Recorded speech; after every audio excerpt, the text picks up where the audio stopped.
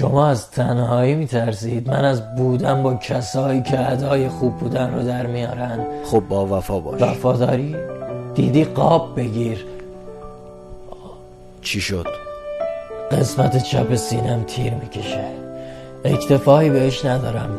دو حالت بیشتر نیست، یا خوب میشه یا میسته.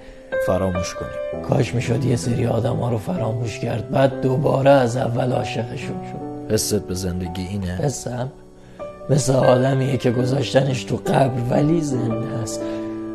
مقصر کی بود؟ این که من عاشقش شدم، این که فقط دستای اون قلب منو میلرزونه. نه تقصیر منه نه تقصیر اون. بعضی اتفاقا میفته بدون اینکه هیچ مقصری داشته باشه. خب اتفاق دیگه یهو میفته. تو کی هستی؟ من کسی هم که حتی وقتی داشت دلم رو میشکون نگران دستاش بودم.